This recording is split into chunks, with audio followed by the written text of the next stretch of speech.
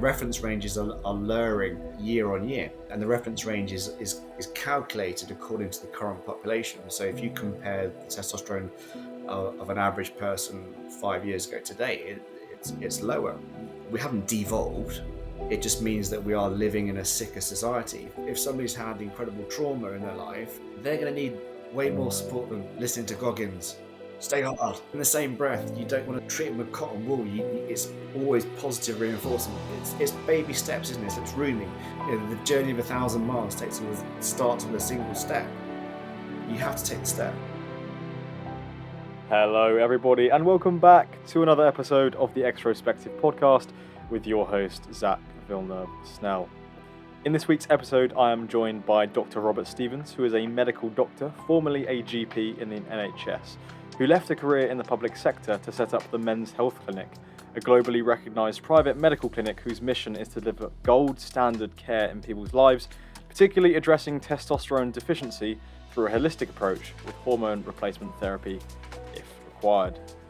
In this episode, expect to learn what it means to earn your reward, why the NHS is potentially doomed for failure, the underlying causes of many mental and physical illnesses that you or loved ones may have experienced in life, the role that hormones play in our health and our well-being, how hormone replacement therapy can be a useful supplement for both men and women, and how men and women differ in their hormonal physiology and how this relates to fertility. In this conversation, I learned so much from Dr. Robert Stevens, and I hope that you also have many really significant takeaways too. Without further ado, Dr. Robert Stevens. Dr. Robert Stevens, welcome to the Extrospective podcast. How are you doing? I am very well. I would say I'm sparkly, but it's like that's my awful catchphrase that somehow got stuck on my YouTube videos. But yeah, I'm all good. Thank you. One of your other catchphrases is earning your reward. And first question off the back I wanted to ask is, reflecting on your life's journey and considering the place that you find yourself in today, would you say you've earned your reward? I don't think it's a destination. So I think it's an ever evolving process. So yeah, I mean, it's a constant work, and I think I'm doing what I should be doing, and we are getting the positive feedback from patients and clinicians to support that. And so you mentioned patients and clinicians. Obviously, for the people who don't understand or have clicked on this and haven't read into you before, what is it that you do and what's your job role? Yeah, I'm a medical doctor. I've been working for the NHS for 20 plus years. Became very disillusioned with the sort of the firefighting kind of model, the curative model.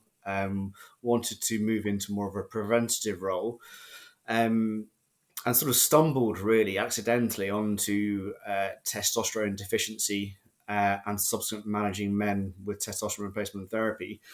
And the clinic has sort of evolved organically to now having well over 2,000 patients from 50 different countries, which is super humbling because some of those countries include USA and other countries that have testosterone replacement therapy on their doorstep. So it's incredible, really.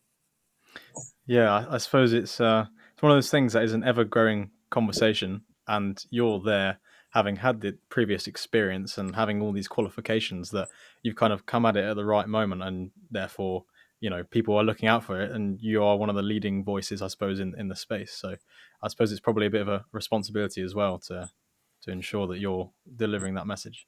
Yeah, I think it's not rocket science, is it? That a doctor should be acting in the patient's best interests, and I didn't feel I was doing that, and I kind of felt that I was a little bit of a cog in a broken machine, and I sat there in my old family home and thought, "Is this it?" And I was disillusioned, disenchanted. I used to walk into the hospital and my heart would sink, and it was a depressing thought that this would be my reality for the next 20 years, and we had to effect a change. So we kind of looked at the preventative model, and it's evolved from there, really.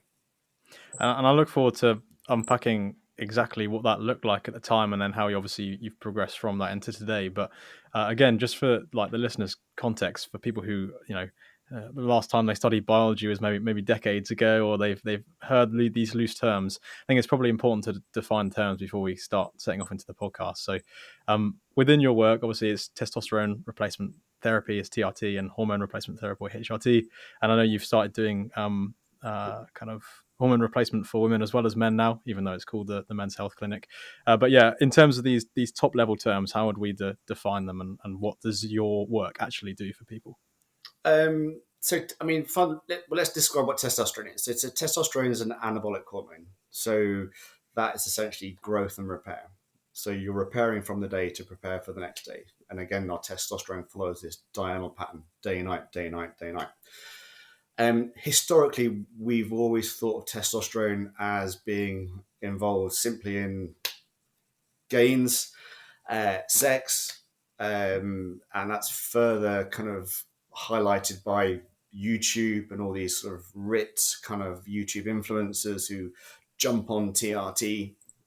Um, but fundamentally, testosterone's a necessary hormone for just simply normal physiology.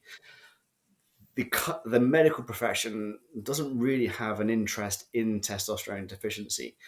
We can go down the conspiratorial kind of idea if you want to, but the reality is they just don't understand it. So most doctors believe that testosterone is simply involved in development of male genitalia, secondary sexual characteristics, and obviously musculature and fertility. But at medical school, we were never taught anything more than that. So again, medical school doctoring, it's curative, not preventative. So we don't have a wonderful understanding of normal physiology and what is necessary to maintain, attain normal physiology. So we give all this advice: lose weight, sleep right, but it's kind of a flippant comment because our model is, well, what can I do for you? And these are things that you should be exploring and addressing yourself. So there is that sort of weird divide between a doctor wanting to act in a patient's best interest, but not really having the skill set to really do it. Medicine's become more and more specialized. So, my field, I did surgery and then I moved into GP land. And then I'm now currently doing testosterone replacement therapy and HRT for women. And we're moving into another couple of areas. But the disappointing thing is with specialism, you would think obviously that person is more specialized in dealing with that one condition, but it's never one condition. So everything affects everything, and there's a lack of insight into the fact that you have to have a holistic approach. So I remember working for a hand surgeon once, and we were doing a ward round, and the nurse said, "This guy's got diarrhea," and she goes, "I deal from here to here. Get the gastroenterologist." And I was like, "Listen, I'll sort it out." Come on, you can't refer to another speciality just because that's not your speciality. You must have an appreciation that there are some fundamental things that you should be able to address outside of your speciality. And it's disappointing, but to actually affect a positive change, you can't just address one thing. You actually have to address everything. So the funny thing about my job is, disappointingly, I've become a bit more of a life coach than anything else. So I kind of thought that I would just be kind of titrating the dose effectively to get somebody balanced. But it's not as simple as that. So you have to give them the counseling about earning your reward. You have to address the areas that affect testosterone and well-being. And what areas are they? Everything. It's like, ah, we Yeah. have to go through your sleep, we have to go through nutrition, we have to go through training, we have to go through mindset, we have to go through all sorts of things that I never anticipated would be the actual core of my work. I suppose it's just that you can't take parts of the pie and just expect that to be the solution. Like I remember you mentioning on Ty's podcast off script that you knew someone who just took a statin or something, and then like mentally, it almost took the accountability off of them to do the hard work generally, and then they were still eating poorly, even though that's kind of, the statin is supposed to be addressing that problem. And I don't know, I feel like the approach of, and again, we'll delve into it later with the NHS and why you felt disillusioned in the first place, but they only have a short period of time, so they have to prescribe, and that's kind of a shame, because in your role now, you're able to give someone that space and be a bit more holistic, right? Yeah, I mean, doctors typically have 10, 15-minute appointments. I've got 90 minutes for my new patient appointment. So they can't cover the things that need to cover. Um, it's a two-way blame thing because you know, number one, they're not involved in prevention. They're more specialized than they need to be, or they don't have the ability to have that holistic approach. But we go to them wanting to be fixed, and that's not the right attitude. So how can you fix me, doc? Can you give me that statin to sort my cholesterol out? And that's another topic which I'm happy to go into. But we've gone in with that sort of paternalistic role. The doctors have taken on that paternalistic role, and it shouldn't be that. You should be going to the doctor. How can you help me help myself? So it's just trying to shift that perspective, not go to the doctor to give you the magic pill to then go ahead and do the same things that got you into that trouble that you're in right now. Because there are so many bad habits and things that we're doing in our society that are causative to so many awful issues that are going on in society. And I'm sure we'll get into the mental health aspect of things, but physicality wise, that there's so much preventable disease. People are systematically eating themselves into type 2 diabetes. This is a reversible condition, and you're eating way too many carbohydrates because you're taking a reward, not earning a reward, and not understanding that our over reliance on carbohydrates was literally as a result of moving from small communities to larger communities where you couldn't feed that's community properly. So hence agriculture and farming became so huge. But it wasn't because it was healthier. We should be eating sort of low carb, high fat diets. Again, speaking in a generality, because fat is more energy dense, so that's what we should be eating. So it makes sense, but there's no logic in the modern civilized world, which is very disappointing. Sure. And I suppose you've probably heard this on other podcasts, and these are things that I'd love to just like delve into instantly. But I think it's so important to understand how you've kind of over time realized these things and understood it, and how you've gone through your journey. And so, yeah, I was watching the trailer that was on your YouTube channel, and firstly, I was kind of inspired and riled up by seeing it, the way that you were kind of passionately delivering essentially what you've summed up here for us. Saying that your story is like grounded in nature and wanting to kind of go back to the roots. But if I was to turn back the pages in your own life and look at the motivating factors in your childhood as to why you then chose medicine, how would you like kind of unpack that whole journey, like really turning it back? Yeah, well, if truth be known, I wanted to be a vet because I much prefer animals to humans. I think animals are sincere and they're, yeah, animals are much nicer than humans. If you get bit, it's because you've done something wrong, not because that dog's got an agenda. Um, but I didn't decide to become a vet because I couldn't face the idea of putting a healthy animal down. And my love of animals sort of grew from you know having a pet frog that I used to carry around in my shirt, and my mother's dismay, to then having dogs, etc., etc. So always very animal focused. And then I transitioned into humans after I became quite close to somebody with cerebral palsy on a holiday, and it sort of grew into perhaps I should be helping humans, not animals, with the kind of I don't want to put an animal down. Um, and yes, so it kind of evolved from there, really. Um, Growing up further, a life of hedonism, believing that kind of was the goal, but with the background core of still nature there. and then learning a lot of mistakes. And hedonism being the, just for people, just for definition purposes, being like the pursuit of like instant gratification, things like that, right? Yeah, yeah, absolutely. So yeah, I grew up in the rave days. So the disillusionment of Thatcherism, and then the emergence of the kind of the party scene where you were kind of it was one love. It was all community, not yuppies stepping over each other to get to the top of the corporate ladder. Um, and that appealed to me more than the money side, which has never been a focus of mine because I couldn't care less. Sure. And then, so how do you think your views started to develop as you were working in the NHS? You know, you've been through this process. You're not really pursuing money per se. You just want to help people and be there to support people's journey. But then, I suppose you came to that realization, as you've described, that you weren't able to do that. How was that whole journey, and how did that play out? Well, I think it's super important to fill your cup before you can fill the cup of others. And I felt like I was giving too much away without the ability to fill my own cup.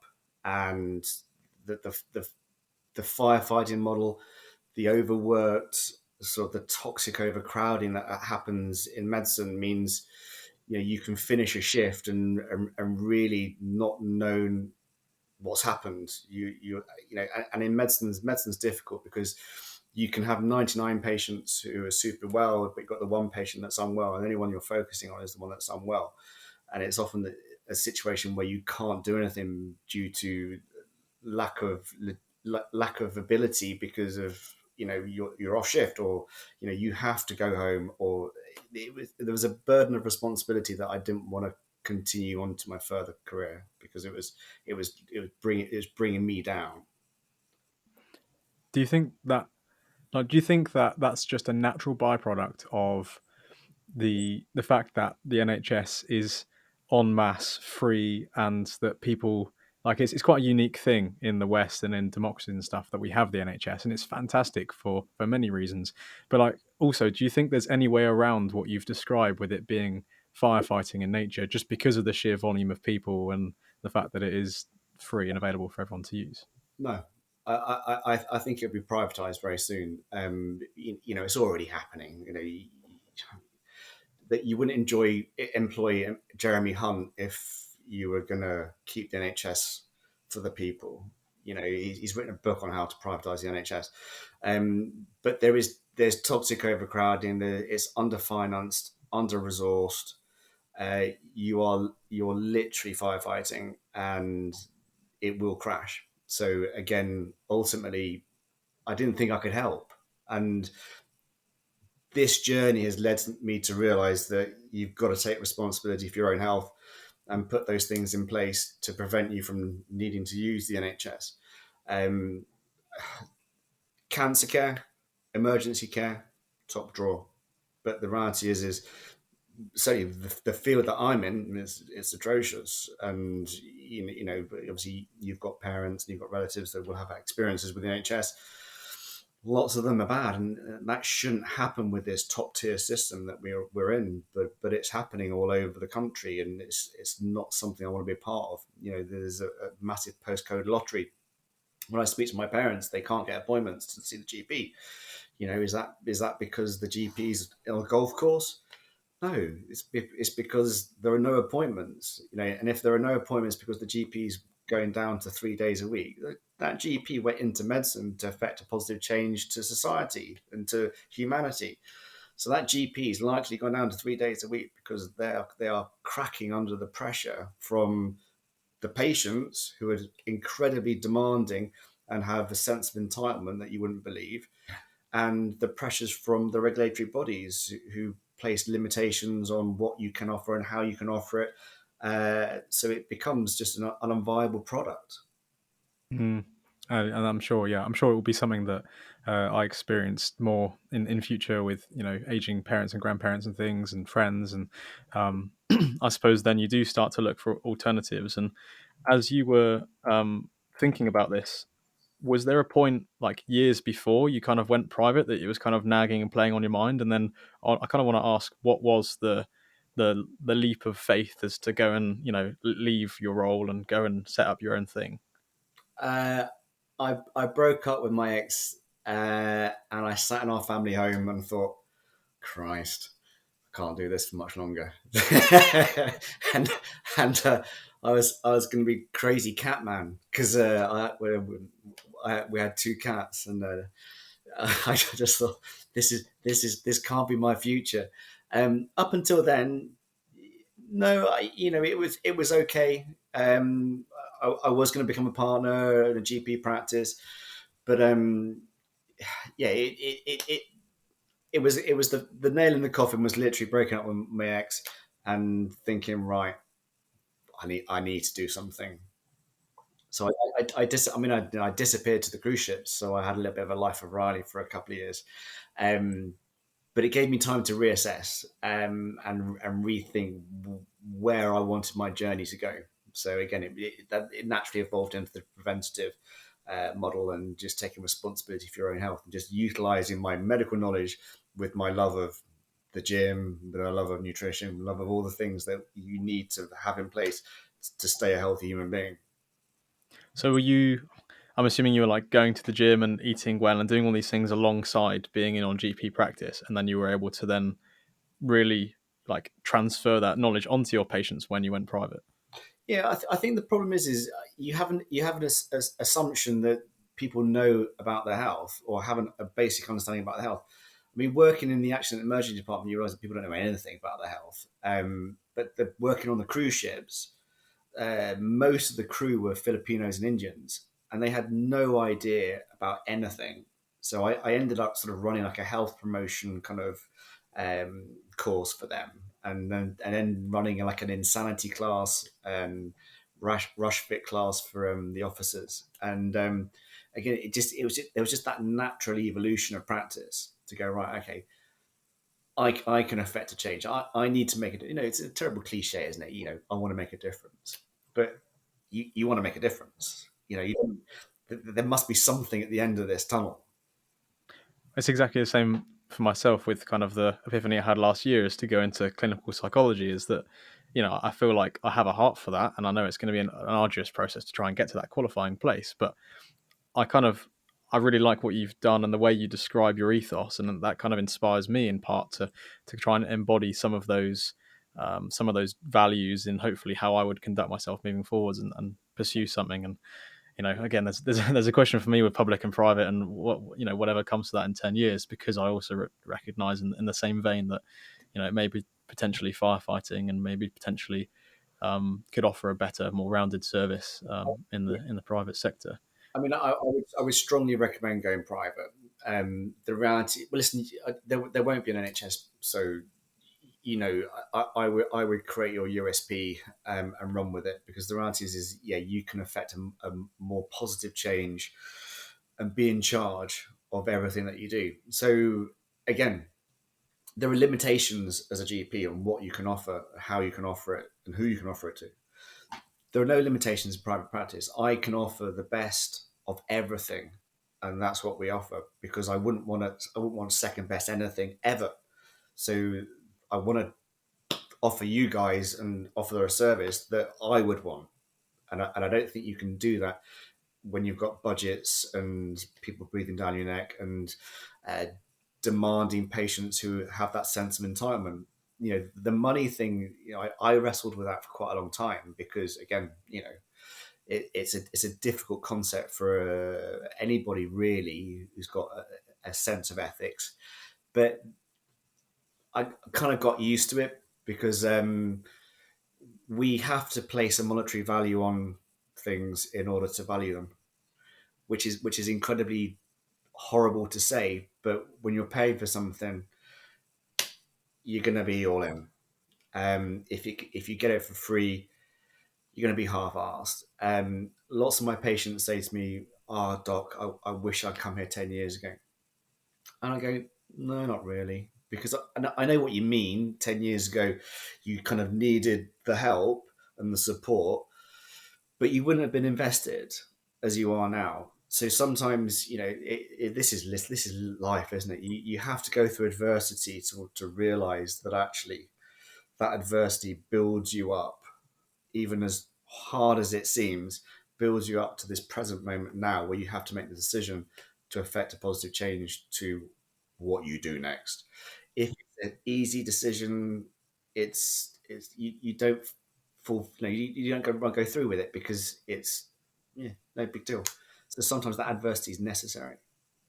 And that is pretty much exactly the adversity that you faced with breaking up with your ex that then forced you to make the change to set up the business, I suppose. Yeah. And so, like in the day-to-day practice, if you kind of compare and contrast the two with what it was like working in the kind of on the front lines in the NHS, with, as you described at the beginning of the podcast, kind of almost coming in as like part life coach, part doctor, how does it change the way that you just communicate and relate to your patients? Um, well, I'd like to think I've hopefully always been an effective communicator, but I can do what I wanted to do. I want to do now, so I've got no restraints. Literally, as I said, as an NHS doctor, I've got 10 minutes.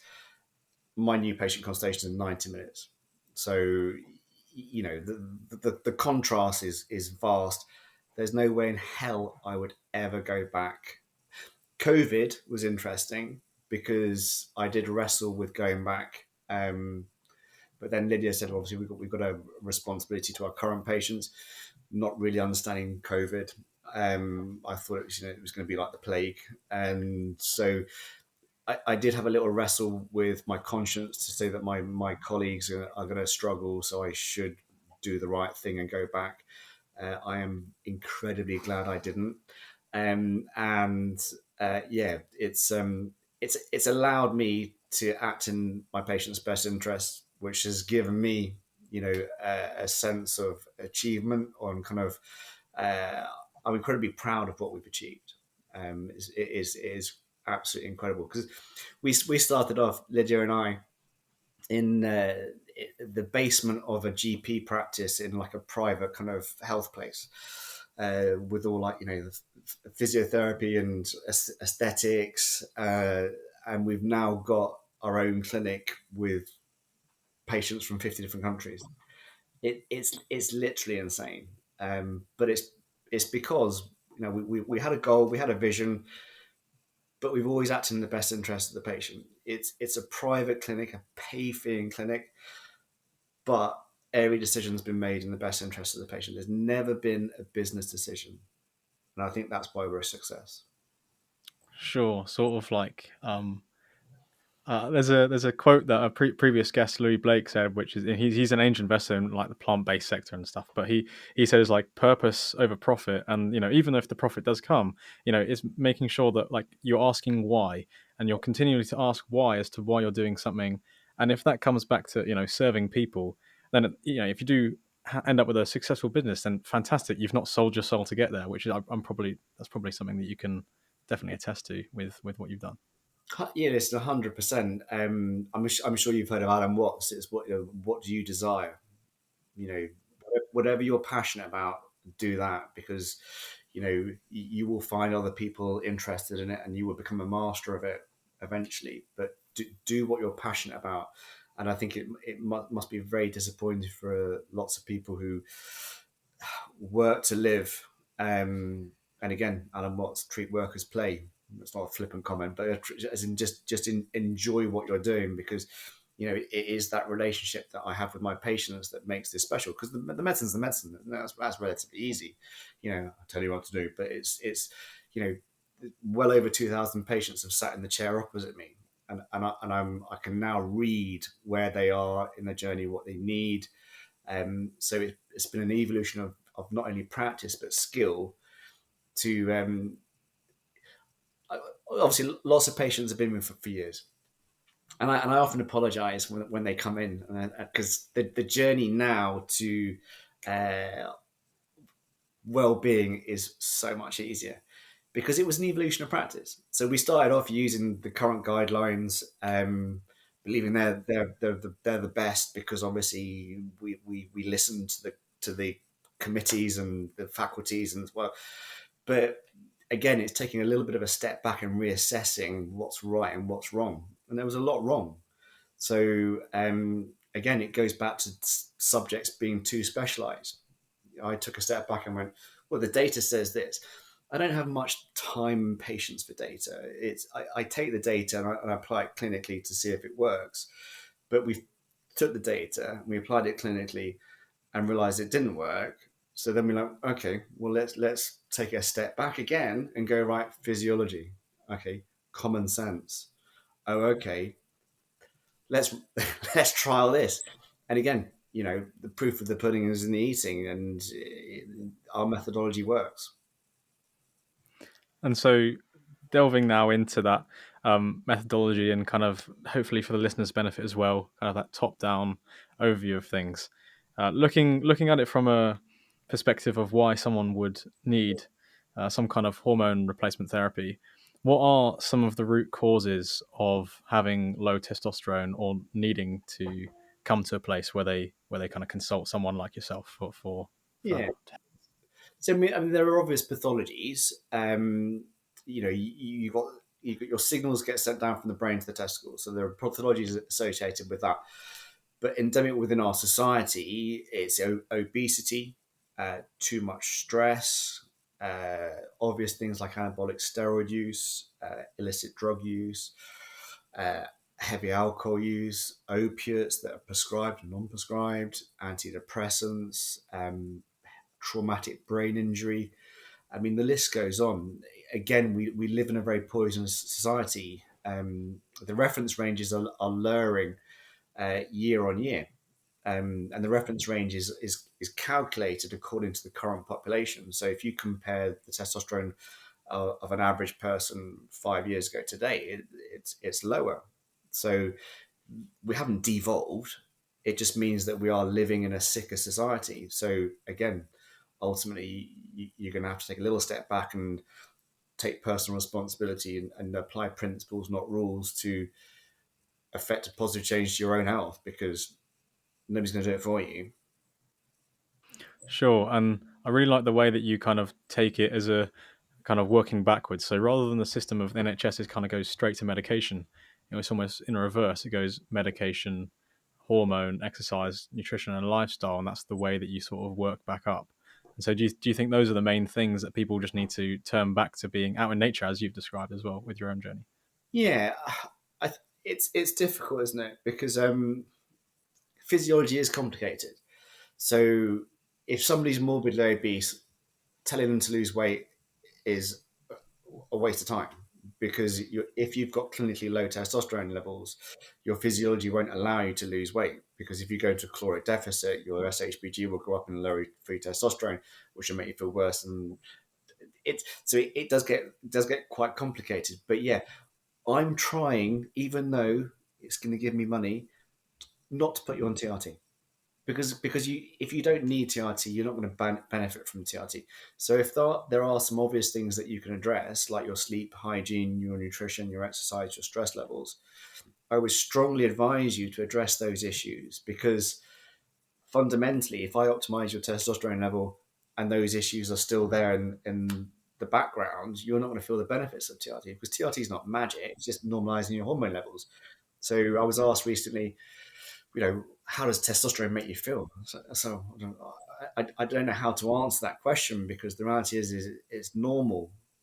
So what's normality feel like? So you can only answer that question by saying, what does abnormal feel like? And that's tired, brain fog, low libido, low mood.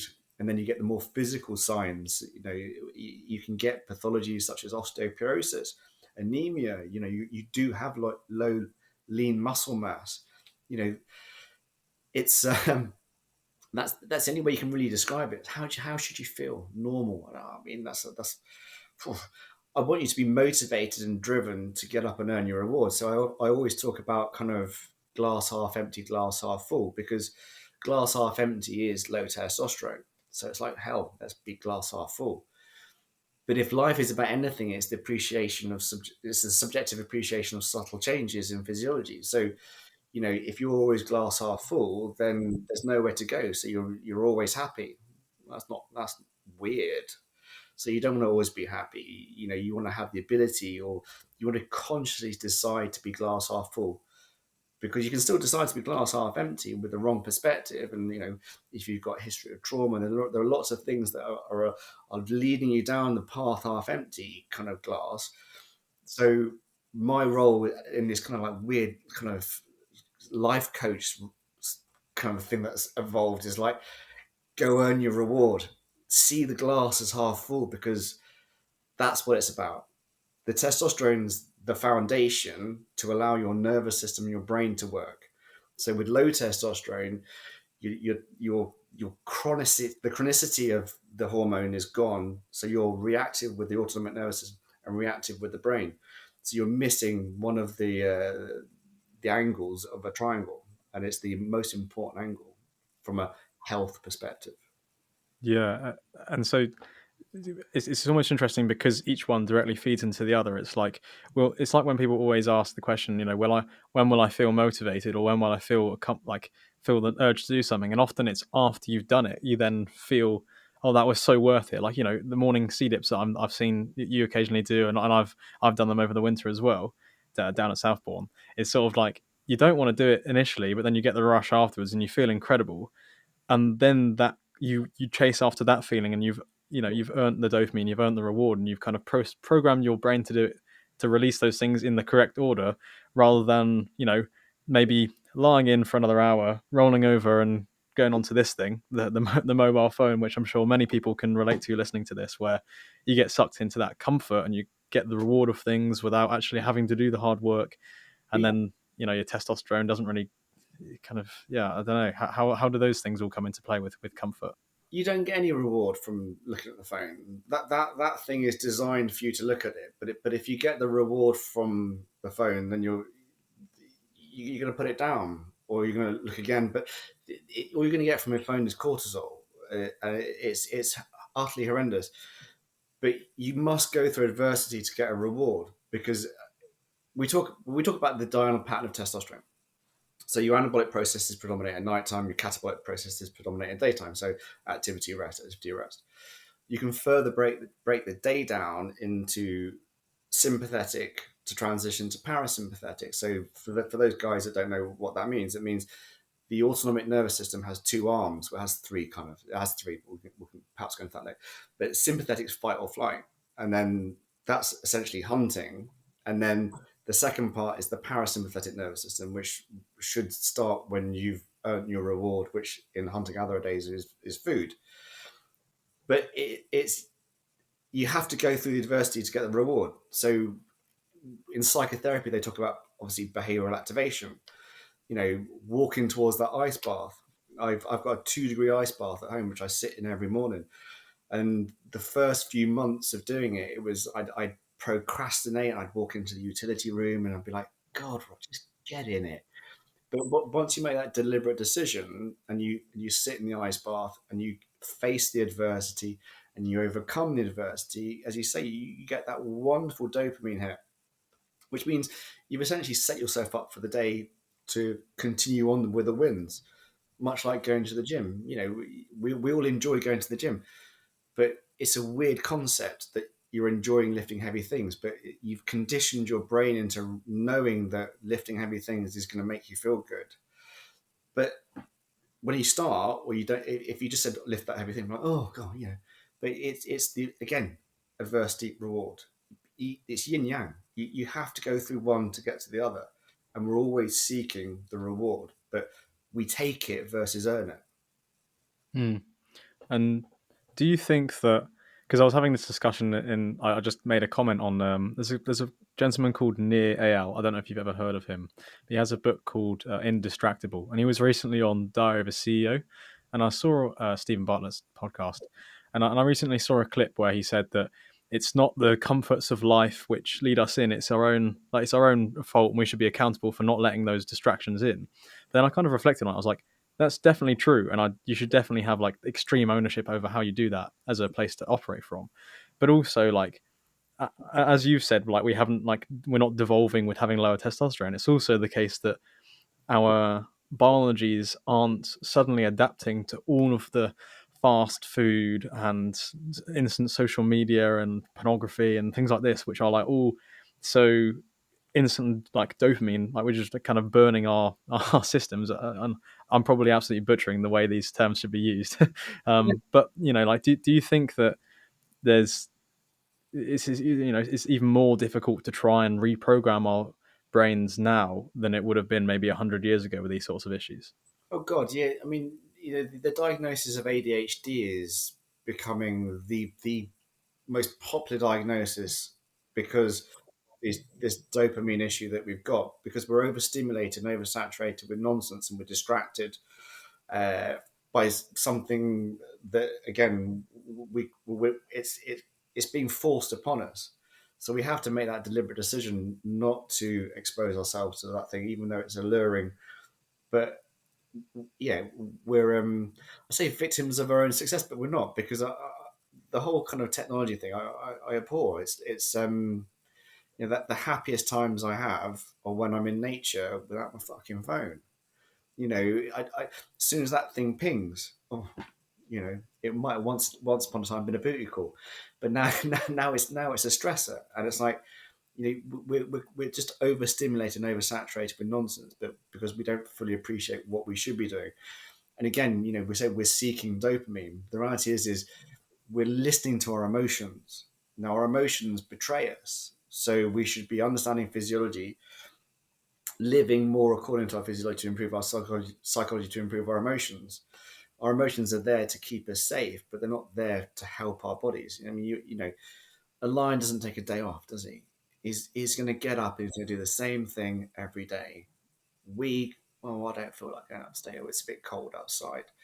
You know, we're so soft in comparison to how we were, and the unprecedented incidence and prevalence of mental illness is disgusting. But it fundamentally stems from a lack of awareness and understanding of what we should be doing, and perhaps listening way too much to our emotions and allowing the distractions to become so integral into our psyche that we can't separate ourselves from that stupid fucking phone. It's it's awful, but then humans have to really hit rock bottom before they can stand up, because you know oh, it's okay, you Yeah, know we're fed just enough comfort to keep us right where we kind of don't want to be, but it's not as bad to then fuel us to make change, I suppose. Yeah, I packed up booze in New Year's Eve, and I had like 4 months of complete abstinence. And you'd go out and somebody say, "Oh, I'll just have one," and they'd be like, "No, I'm not drinking." And it's like, "Well, just have one," And it's like, "Okay, I'm not drinking," or "Okay, I don't drink." So we have to be more definitive, because again, it's a friend is trying to persuade you to drink, to poison yourself, and it's like, the whole thing's messed up. Yeah, I heard someone say that alcohol is the only drug that people look at you funnily if you say no to it, and Yeah. it's so true because it's so normalized. But I wanted to pick up on what you mentioned there about like us becoming soft and like listening more to our emotions, because obviously there's nuance there, and there's balance as to when to open up and when to man up. And I saw a video of yours talking about the utility of manning up, and how maybe that term can be misused and where it should be used. So I'd like to just give you the opportunity to like kind of open more of that for the listeners, because I think it's quite an interesting angle, especially someone who works with men who may be struggling with mental health problems or problems in their life, and you're kind of working in that role as the doctor and also the life coach kind of all come together. How does manning up mean to you? Um, I think manning up is really, you don't realize how strong and powerful you really are. So manning up should be encouraging. It shouldn't be a detrimental slur that I don't know of a situation where somebody would say man up and it be detrimental, because I haven't grown up in that sort of environment. So I can't really speak for what other people feel about man up. But kind of the ice bars is a wonderful example. You've sat in the sea, it's cold. Your immediate reaction is, I want to get out because it's cold. And so we've been conditioned to put a jumper on. It's a bit chilly. Turn the central heating up. So I just don't think we realize our full potential. So again, getting back to physiology, you make that deliberate decision to walk to the ice bath. You sit in the ice bath. It's a massive sympathetic shock, and your automatic reaction is fight flight. So you want to get out, but you've made a deliberate decision to get into the cold because you've read the Wim Hof book and you realize it's good for your cardiovascular health and your mental health. And so, yes, I'll do it. So you activate your parasympathetic nervous system, the calming part of the nervous system, and your brain's going, I can do this. I can do this.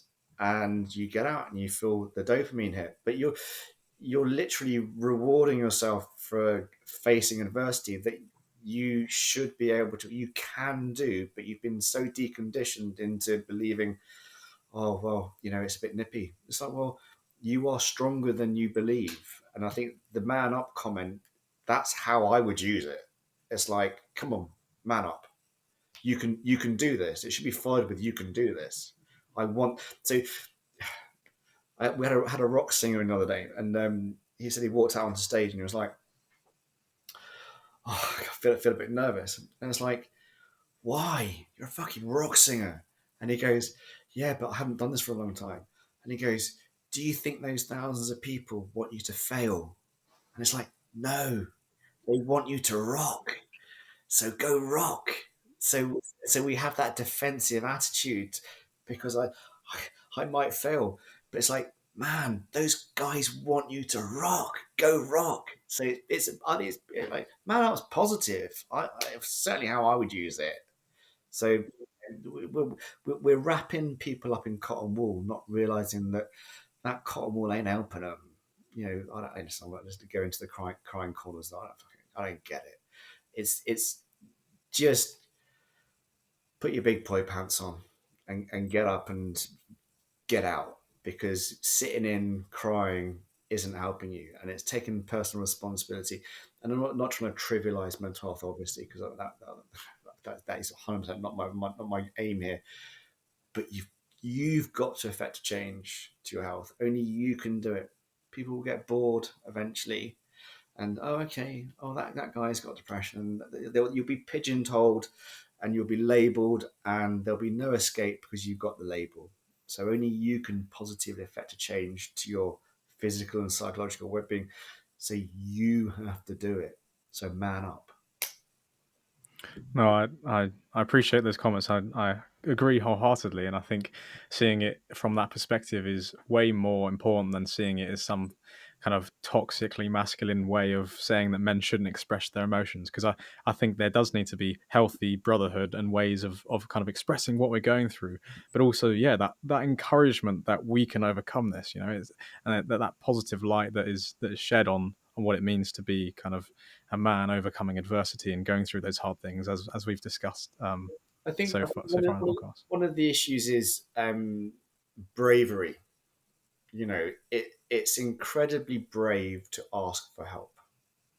So when people say, oh, it's like we want to help each other. It's like the rock singer. The guys want him to rock. We're in it. We are in this together, and we're afraid to communicate. And I think one of the stumbling blocks with blokes is we haven't got very good vocabularies. We blurt out stuff that we think perhaps we haven't been very considered about what we've thought, but we've spoken from the heart, and you get knocked down as a whatever, and go, well, I'm not going to get knocked down again. I'm not going to talk because if I swear or I offend somebody, then I'm going to feel even worse. And I was already in a fragile state, and perhaps I was a little bit over exuberant with what I said, but I didn't really mean it that way. And so we have to be a little bit more accepting and understanding of each other's differences. We're not homologous glue. We have differences, and those differences are unique, and that's what makes life special. But men struggle to talk because, we are supposed to be strong, but being brave and strong means actually asking for help. But when you ask for help and you get battened down by whoever because you've offended me by saying what you think, then we all shut up and we'll sit in there. We'll go and get drunk, and we'll deep. Yeah, turn to copes and things. Yeah, it's interesting because um, one of the things that I've seen shared statistically when they've conducted surveys and looked at the data. I don't know if it's the US or the UK or just some Western countries, but I remember reading that politically that the message is always for men to speak, and obviously that is something we should be encouraging men to do with other men and in spaces where they can feel empowered to do that and whatever. But like I think the things that the statistics were saying, that it's like most men do that, but then it's the society and the culture that isn't receptive or stigmatizes certain things. And I suppose and it ties into a question I wanted to ask you, which is kind of back onto the TRT stuff, which is, do you think that there has been in your time, was it been like 10 years now that you've had the men's health clinic? 7.5. 7.5 years, okay. And so in that time, have you seen there be a progression in like the generally people's attitudes and stigma and like being afraid to reach out for help versus now as it's growing? Like, is that something you've seen shift over time? Yeah, I mean, as poisonous and toxic as social media is, it has opened up the conversation. Um, the whole kind of virtue signaling kind of thing drives me mad, and kind of we should all talk. What does that mean? So you have to give men a platform to talk. So we recently did a 100K walk with Dorset Mind, and there was 28 hours of talking. Sometimes head down, I can't talk. I need to keep walking. But you need to give men a platform, and I think it's too trivial. Again, overstimulated, oversaturated. World Mental Health Day. Tomorrow's World this day. Tomorrow's that day. We've forgotten about World Mental Health Day 3 days ago. So, oh yeah, we need to move on to this. There's a flippancy to these things, and I think it's giving men the ability to talk. And I've sort of found in practice that um, the guys that come and see me now, so they've normally watched the videos, so they understand my mindset. We had a guy fly in from Hong Kong 2 days ago, and I said, "Wow, that's a long way." And he said, "Yeah, I've actually just come to see you." And I was like, "You are." In case I said, "Yeah, I watched all your videos." Soon as you mentioned Alan Watson, one of your videos, I said, "This guy's for me." And I was like, "Oh, mate, yeah, that's incredibly humbling." But again, we need that relatability, don't we? So if you look at some of the other clinics, it's like testosterone is going to give you muscles. Testosterone is going to improve your libido. It's a sell. I've got nothing to sell you. I don't care if you come and see me or not. It's a no concern to me. I want you to come and see me because you want to come and see me, because hopefully you understand that what we offer is the best service, but also the mindset that you're going to need to succeed. You know, we've had patients leave, and it's because they haven't got the mindset. And it's like, you need to exercise. I don't want to exercise. Yeah, but you need to exercise. So I'm not feeling the benefits of TRT. I said, well, listen, it's not about hitting the gym. It's not hitting that 150 kilo squat. It's about being physically active. Yeah, but I just know I'm not going to like it. I was like, we can have this conversation again in 6 months if you want, but do you see the point in having this conversation in 6 months? Yeah. You kind of go, oh my word. Okay, we'll have the conversation again in 6 months. And then eventually they go, yeah, no, I don't think TRT's a minute. It's like, I think you're right. I mean, I want to help you. Everything I say and do is to help you. It might seem harsh at times. I don't want to exercise. You need to exercise. It's all in your best interest. But if you're not receptive, then you won't affect that change. You have to be receptive, but it's easier said than done with some people who have got sort of deeply ingrained psychological issues. So again, I don't want to come across as flippant with regards, you need to exercise and do all this thing, because if somebody's had incredible trauma in their life, they're going to need way more support than listening to Goggins. Stay hard, run out. This is what you need to do. But in the same breath, you don't want to treat them with cotton wool. It's always positive reinforcement. It's baby steps, isn't it? It's roomy. The journey of 1,000 miles starts with a single step. But you have to take the step. Mm. I've heard very similar things from different people and from different professions and things. And the way I've been able to kind of bring them together is kind of saying, well, you you don't want to compromise on what the truth is, first of all, but you want to communicate the truth in a compassionate and loving and encouraging way. But I think the problem is these days, people are willing to compromise on what the truth is in order to be even more compassionate and loving in the short term. And that's not really helping. And that's probably leading to downstream effects in the future, which we haven't really seen the fallout of. I won't go into the details of specifically the issues I see this in, but it's kind of like you need to fuse the two. Being cutthroat and just go to the gym, do the nutrition, blah blah, is the truth without love. But then the love is like, oh yeah, you're completely okay the way you are. Celebrate everything about you. And it's like, well, there is nuance there. You do need to kind of combine the two. And I suppose that's what you've been able to recognize in your practice.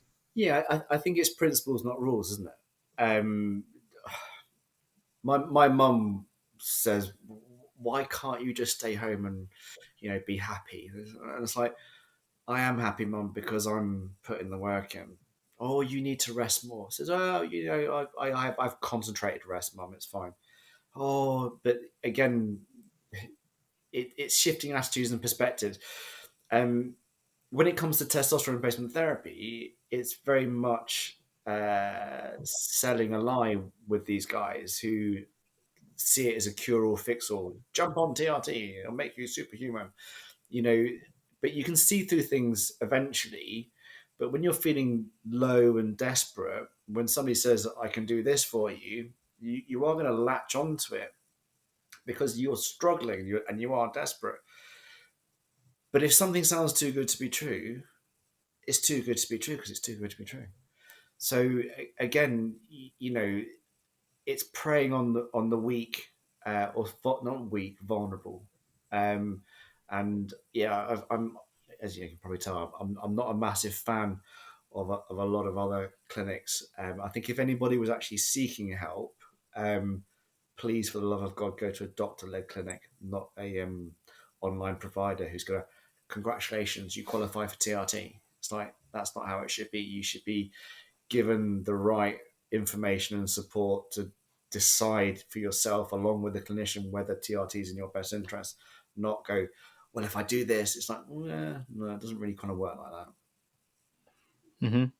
And I also do want to touch on the other side, which I think is something you've moved into more recently, which is kind of female HRT with women, because I think that's an equally important topic to kind of address and maybe myth bust and explain a little bit more about the physiology there and why it might be important. And again, I suppose bringing in the holistic approach, not just prescribing hormones or therapy or whatnot. So, um, what inspired the kind of branch out into that area as well, and what has that looked like since you've done it? Well, listen, I was inundated with current patients saying, "Can you sort my missus out as well, please?" Okay. I, I feel I feel so much better. She's getting no support from the NHS. She's going to a private clinic, paying a lot of money. She's getting a nice cup of tea and a cookie, but she's getting the NHS protocols. So yeah, I was sort of beaten into it really because clinic's busy already. So the reality is like, okay, so we looked at the prescribing methodology and the menstrual cycle to sort of see what we could do with it. And yeah, we adopt a similar sort of philosophy and mantra as we do with the males. It's careful titration of dose according to effect.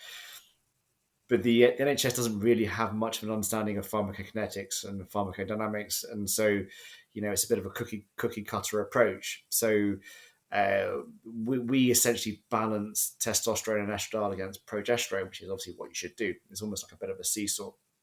Um, and you just have to have more of an understanding of the female menstrual cycle to realize that the fluctuations that occur in the follicular phase, ovulation and luteal phase, and are for procreation, not for optimal well-being. So again, if we think about hormones as chemical messengers that help us facilitate the function of a target organ, they're the foundation. So with low levels of estradiol, testosterone, and progesterone, your health will be compromised. With healthy levels, then again, it allows your brain and your nervous system to again work so you can become a healthy human being again.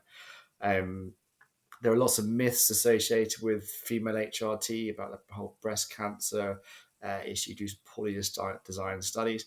Um, it's going to sound flippant, but healthy hormone levels. How can healthy hormone levels be dangerous? Um, but again, it's careful dose titration according to effect with an understanding of normal physiology. From the breast cancer perspective, you're at more risk of breast cancer if you're fat or you drink alcohol. So HRT is dangerous. Well, this is why you've got to take studies with a pinch of salt and have the ability to just again take a step back and realize that application in real life, application with an understanding of science means that you know trial but no, it's, science is science, and it's ever evolving, and don't take studies as gospel because they're not. Sure.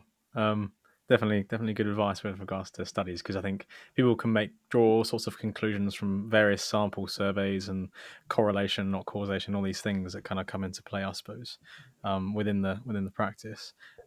What are some of the symptoms that because earlier you mentioned that the symptoms that a man might have that then would lead him to kind of seek help and seek intervention potentially, or lifestyle changes. What are some of the symptoms that you've recognized within the practice that women have come to you, or men with their wives who have had the benefit and kind of want their wives to also have that benefit? Like, what are the symptoms? Is it like low mood? Is it like varying fluctuations in how they feel and how they perform, or like what's the usual thing? Well, ironically, it is psychology. So I've banged on for ages about the importance of physiology and how normalizing physiology is the key to success. Uh, what you have to realize, obviously, is you can't separate physiology from psychology. So they're obviously interrelated. So they present really with low mood and tiredness. So it's exactly the same symptoms as males. They're psychological symptoms, but they have a physiological base. So yeah, it's you'll hear the cliched night sweats and things like that, and it's like they can be an issue, but it boils down to the psychology. But it's because the physiology's off that the psychology's off. And again, counselling them, it's the same with the men. It's earn your reward. There are subtle nuances with regards kind of the male versus female kind of hormone profiles. Again, we follow that diurnal pattern, day night, day night, day night. Women have that monthly cycle, and that affects their mood in a different way to us. We're simple creatures with simple needs. Same thing, Groundhog Day. Whereas women have that sort of monthly cycle for a reason. The first part of their cycle is high libido, high energy, getting a mate, to hopefully procreate, to then settle down, and the progesterone starts to come up, and they have a more calming effect, and the sleep improves. So then, obviously, all hell breaks loose, and then back to that cycle again. So there's a reason why we're hunter gatherers and women are nurturers, because we have different roles in society. Do you think we've lost touch with that? Because one of the things that I see now is and for a lot of benefit, obviously like women in the workplace, women fighting for the same roles, and kind of gender equality generally being a good thing for outcomes in society. But do you think that in some aspects, because we're trying to pretend that these differences don't exist, like almost there is negative consequences that are happening, such as you mentioned the fact that men have that day in day out cycle of testosterone and whatnot, whereas women have the monthly cycle, and obviously how that cashes out for training. So if they're doing gym work or running, or they're trying to do some athletic endeavor, or also with work with the 9 till 5 and the day in day out patterns, like, do you think that like women are becoming less in touch with their biology and their systems because we're caught up in this sort of male dominated rat race when it comes to the corporate and the physical world? Do you think there's a bit of a problem there with how women are then being affected? 110%. Yeah, so you've got council estates thonking out kids all day, every day, and they're smoking and drinking. And you've got these well-to-do couples where the wife or partner has been career-driven to then afford a child, but they can't conceive because for some reason she or he are infertile, or just decreased fertility. And fundamentally, most of the problems come from stress.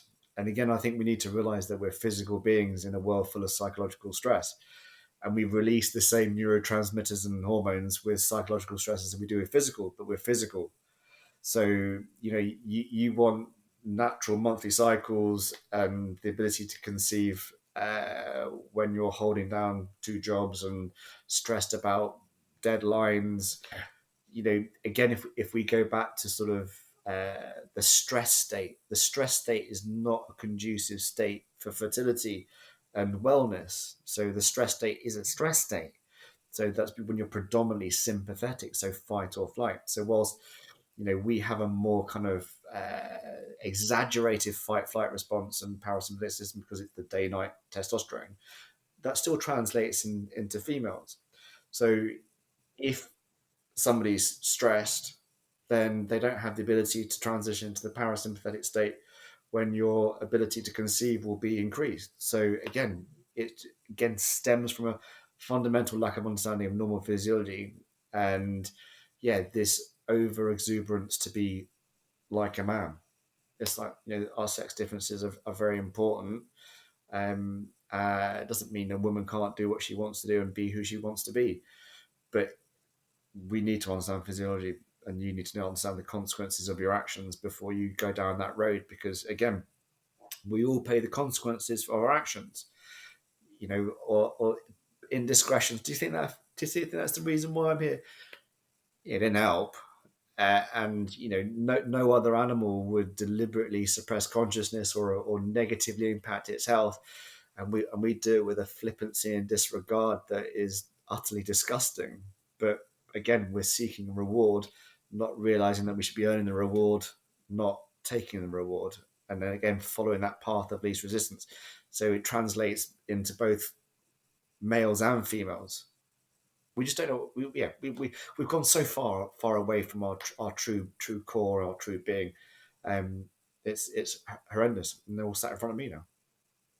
Yeah, it's so one of the things that I really like, I can't remember exactly what study it was, but Jordan Peterson's quoted a number of times when it comes to kind of gender equality in a society, and then when a society becomes more egalitarian, like Sweden, the gender differences get larger, which is not what the kind of social constructivist, which is kind of a theory within sociology, I think that's not what they thought was going to happen. So it kind of demonstrates that we do have underlying like biological differences, and the way that I like to phrase it is like it's like to lean into. They're there to lean into. It's not that we're going to forcibly put men and women into separate camps, but we need to recognize our strengths naturally and then try and make the most of it, obviously with individual variance on each person. And I'm sure that's exactly what you try and facilitate with the way that you conduct the clinic and talk to the clients and stuff.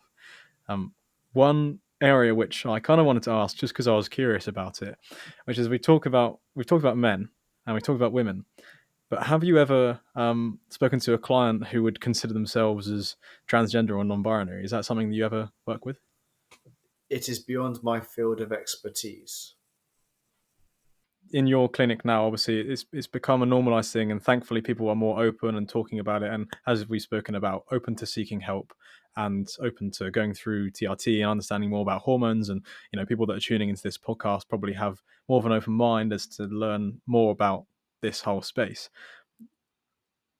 How prevalent, because it's something I know you spoke about on with Ty, and it's something that I kind of wanted to touch on here, because it's as an athlete myself, I think it's quite an interesting thing to understand that people might not quite have an appreciation for. Like, how prevalent have you seen the world of hormones and steroids and stuff in the mainstream where people might not have known about it, such as uh, Olympics or actors and things? Because obviously you're an expert, so you can probably see things where other people can't. I quite like Nate Diaz's comment. Everybody's on steroids. You know, you can spot a steroid physique from a mile away. Sometimes it's difficult to spot, but when these guys are doing these superhuman feats, they're not superhuman; they're just normal human beings. So you know, um, yeah, everybody's on steroids. Sure. Okay. Yeah. Hey, I won't. I won't put you on the spot to answer anything, but it always made me laugh when uh, you look at the top 100 meter times, and pretty much everyone's been busted for this, that, or the other, apart from the top dog, who's like he's significantly faster than all the guys that have been busted for doping, but apparently he's clean, and that never made sense to me with like Bolt, for example. But I don't, yeah, I don't know about Bolt because I really, think he's fascinating, isn't he? Because he's got a very disproportionate physique compared to the other 100 meter, 200 meter guys. Um, yeah, I don't know. I would love to believe Bolt is natural. Um, whether it is or not, I don't know. And again, I don't think we should be discrediting these guys from what they've achieved because if you understand that your competitor or you believe your competitor is unnatural, why would you not do it? Because ultimately, your goal is to become the fastest person in the world, or the toughest, whatever. Yeah, I've got a lot of awareness of people in camps and all sorts to know that. Yeah, again, Nate Diaz. yeah, yeah. Fair comments.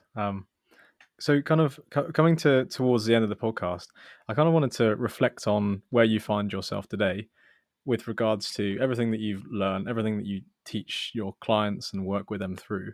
Like, what does a typical day look like for you? How do you implement all of these things into your own lifestyle and routine? I think we've touched on things here and there, but how does that all come together to how you currently live?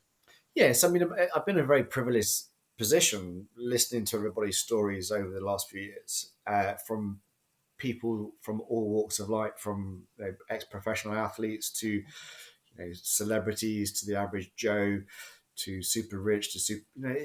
So I mean, I've learned an incredible amount, and again, it's fundamentally getting back to nature and understanding the day night thing. So my day starts off with a very American. Today's going to be a good day. So, you can wake up and think, oh, I've had a crappy night's sleep. And then you can stop your toe and go, well, fucking, this day is just getting worse. Whereas if you put that kind of glass half full discussion that we had earlier and go, right, well, today it's going to be glass half full today. So I don't think I slept very well last night, but today's going to be a good day. And I think it's about building up those little wins. So outside of sorting everything else out, I kind of do 10 minutes of breath work. Again, just to get the oxygen and carbon dioxide levels all sorted in my brain, to then walk into the ice bath for a few minutes to have that big win. I do a very kind of cliched hands up to the sky, and take a few nice deep breaths, and I go, right, today's gonna be a good day.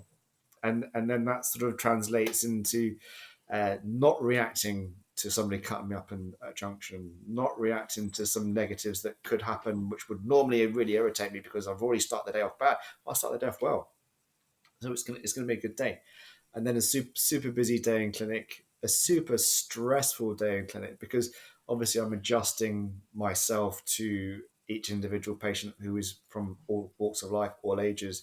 So I love my job, absolutely love my job, but it's very challenging from a psychological perspective, having to adjust, empathize, and understand where people are coming from to then go direct them, hopefully into more positive traits and improving their sense of well-being. Because again, as I said earlier, 10 patients super happy, one patient unhappy. The only patient I really care about is the patient that's unhappy. Oh doc, it's changed my life. Thanks. Thank you, but I'm actually worried about that patient, and that's the only one I'm worried about. So again, when I talk about we're physical beings in a world full of psychological stress, the psychological stress of being a doctor is huge. So do try and be a little bit more tolerant with your doctor because he does want the best for you. So yeah, it's why I have to go and exercise. I have to release all of that adrenaline, noradrenaline, cortisol that's built up in the day. Even when I don't want to train, again, you get a better reward from not wanting to train and training. And then that transitions into home life. So yeah, it's putting those practices in place on a daily basis, because you are going to be subjected to an awful lot of psychological stress. Some of it self-imposed, a lot of it not so much. But again, putting the phone down, and concentrating on the now, and it's having that sort of awareness and mindfulness to say, right, okay, I'm not going to look at Facebook and get wound up, because there's I don't ever look at Facebook or anything on the internet, and it's never a rewarding experience. If I could not be on social media, I would not be on social media. But I'm trying to portray something real, not something false. And again, I'm not trying to sell you on anything. I'm just trying to give you know what I think. And do you think that attitude is then what has led to the relative success that you've enjoyed with the clinic? Do you think that people see that when they approach you and when they look at the outside and the content that you make and stuff? Listen, I think everybody should be authentic, and again, I think with us unprecedented levels of mental health, which seem to be skyrocketing. There's a lack of authenticity. You know, the steroids thing. Oh, forget the steroids thing. And that's kind of like, it is what it is. If you look at somebody's incredible physique and go, "I wonder if they're natural," it's like, you're a bit of an idiot. They've still put in the hard work as well. That's the thing. Yeah, yeah, it's just seeing something too good to be true is too good to be true. And it's just, yeah, it's having a sense of realism. I often talk about kind of what testosterone does for you, and we spoke earlier about the chronicity of hormones to allow your brain, which is more reactive, and your nervous system to work effectively together. So with a lot of guys now who have been super reactive with low testosterone because they haven't had that base, so they've been having their nervous system and their brain going, oh yeah. So there's one of the commonest symptoms of low testosterone is irritability, because you're more sympathetic and you don't have the capacity to be parasympathetic. So I'm saying to a lot of guys now, listen, be the director of your own real time movie. Be that hero. Apply a level of objectivity to your subjective experience. So when you reach for the cookie, is the hero of your story going to reach for the cookie? No, he's not. He's going to leave the cookie alone, and he's going to make positive choices, because you want the best for your hero. You are the hero. So again, it's just trying to apply a little bit of objectivity to your subjective experience and not be so reactive, because we all have the capacity to be reactive. But an adult, a man and woman, should be able to go, right, okay, breathe. So it's a bit Wim Hofy. Yeah. In that exact vein, what I really like is when I think Joe Rogan said, like, pretend that there's like a movie crew or there's like a drone following you looking down on what you're doing, and like, would you want to be seen doing something that isn't conducive to progression and journey and something the person that you want to be? And I suppose that's exactly the same as yourself thinking about embodying. Would this be what someone I would want to aspire towards do? And people use, like, people are like, oh, would Goggins do this? Would Jocko Willink do this? And it's like it's probably useful in the moment to have those reflections, right? Listen, yeah, 100%. It's like Goggins, isn't it? It's like I watched an interview with him with Joe, and he said sometimes he looks at those trainers for half an hour. Yeah, He's procrastinating, and he says the same thing. I've got to be Goggins, and I've got to do it. And it's like, you need to be able to draw inspiration from authentic people.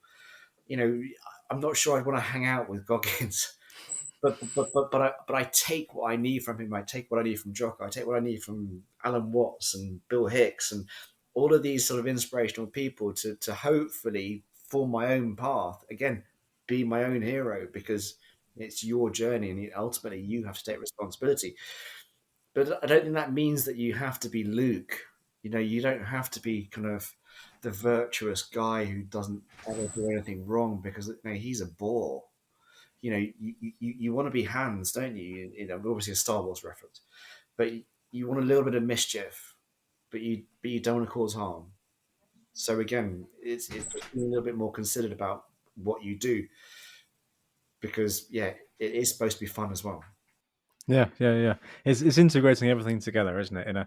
In a balanced, nuanced way. And as you've just described, with you take pinches from David Goggins, I hope people after listening to this can also, take a piece of, Dr. Robert Stevens. What would he do in this situation? He would earn his reward. He'd get out and do it, um, and hopefully, I mean, people listening to this can also really appreciate all of the hard work and effort and everything you've been through to get to the position you are today. And yeah, obviously it'll be obvious from the top down look at the name and the description of the podcast. But as we sort of wrap up here, how would people come across you, try and find you if they're kind of interested in finding out more or potentially your services?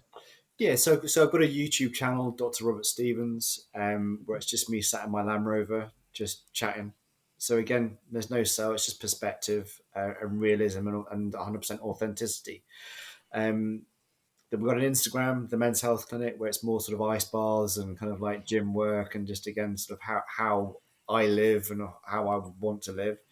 And we've got a wonderful education section on our website, the Men's Health Clinic, which is primarily myself and Joseph Hernshaw, who's my medical researcher, where we dissect all topics testosterone related. So you will get the science and you will get perspective.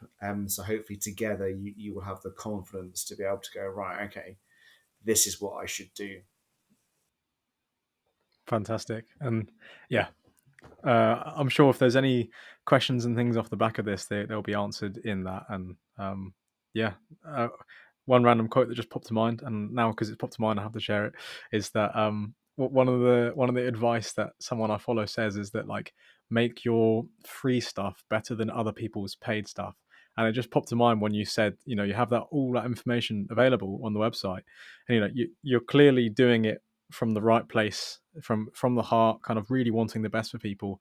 And then of course that there's that top quality service that you guys can offer if there is that real need for anything. But yeah, thank you so much for your time this afternoon. I'm very greatly appreciated for yourself kind of sitting down today and having a chat and imparting your wisdom and your expertise on these topics. So thank you very much. Thank you. As you can see, my favorite movie, 1 Million Years BC. Yeah. back to hunter gatherer. Absolutely. The list for the listeners' sake, there's a nice little square poster on the back of the background there. But yeah,